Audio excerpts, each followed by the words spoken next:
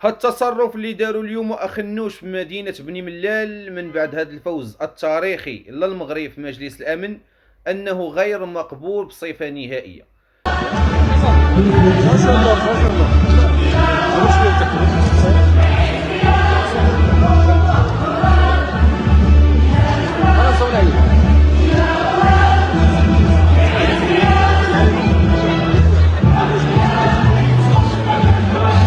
وما كيعرفش الاخوان هاد القطعه هادي راه ماشي عباره عن قماش. هاد الرايه هادي انها فيها روح الوطن، فيها دماء الشهداء، كتعبر على هويه الشعب المغربي. وكنشوفوا الاخوان انه وضعها بين الكرسي وبين الرجلين ديالو وجلس عليها. كيفاش ان هاد رئيس الحكومه ما استطاعش يمسك هاد الرايه المغربيه حتى 5 دقائق؟ كيفاش الاخوان بغيتوه يمسك المسؤوليه ل5 سنوات؟ كيفاش الاخوان؟ شرحوا لي. ما قدرش الاخوان. شوف فين دايره، ها هو الاخوان فين وضعها.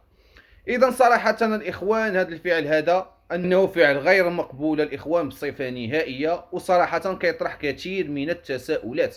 صراحه الرايه المغربيه يمكن له يديرها هنا، يمكن له يبقى شاده في يديه، يمكن له يبقى يرفرف بها بحال هكا. اذا كيفاش ما قدرش انه يبقى ماسكها لمده الاخوان ديال 5 دقائق؟ ها هما جميع المغاربه ماسكينهم.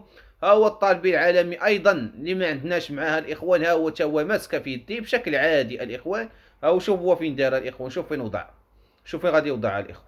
اذا صراحه هذا تصرف غير مقبول، وكان اليوم في مدينه بني ملال. وتبارك الله عليكم والله يعاونكم.